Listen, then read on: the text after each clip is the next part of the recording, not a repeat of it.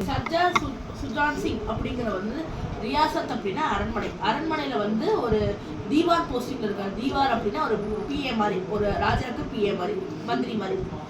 वे अपने बुढ़ापे और अस्मता के कारण पद से मुक्त होना चाहते हैं. बुढ़ापे அப்படின்னா ஓல்ட் ஏஜ், அதாவது வயசாயிடுச்சு அவங்களுக்கு. அவங்களுக்கு வந்து வயசாயிடுச்சு. அப்படி அஸ்மத்தா அப்படின்னா இயலாமை, வர முடியல, ஏஜ்னால அவங்களுக்கு இது பண்ண முடியல. ஸோ அந்த ரீசனுக்காக அந்த பத்துனா பதவி, அந்த பதவியை வந்து முக்து ஹோனா சாத்தே, முக்துனா விடுபட நினைக்கிறாரு. உன்ஹோனே ராஜா சாகப் சே பின்திக்கு, அவன் வந்து ராஜா கிட்ட தான் நம்ம ரிக்வஸ்ட் கொடுக்குறோம். ஸோ ராஜா கிட்ட வந்து ரிக்வஸ்ட் கொடுக்குறாரு. பின்தி அப்படின்னு ரிக்வஸ்ட். ராஜா சாஹப் உங்கே முக்து கர்னா நஹி சாத்தே தே, ஆனால் ராஜா சாஹப் வந்து அவங்கள ரிலீவ் பண்ணுறதுக்கு அவங்க விடலை. ஓகேங்களா? இவருக்கு வந்து வயசாயிடுச்சு, இயலாமை காரணத்தால அவர் பதவி விட்டு விலகணும்னு நினைச்சாரு. ஆனால் ராஜா கிட்ட ரிக்வஸ்ட் பண்றாரு, நான் விட்டு விளைவிக்கிறேன் அப்படின்னு சொல்லிட்டு. ஆனால் ராஜா வந்து விடலை. ஓகேங்களா?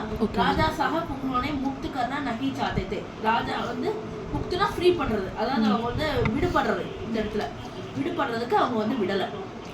राजा ने अंत में यह शर्त रखी कि योग्य दीवान का चयन सुजान सिंह ही करे और उसके बाद दीवान पद से मुक्त हो जाए.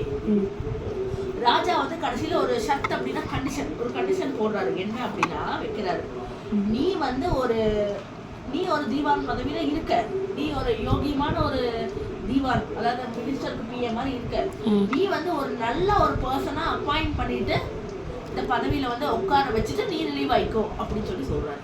ஓகே ஜி, ஓகே, அவ்வளவுதான். ஸ்டாப் பண்ணிடுங்க.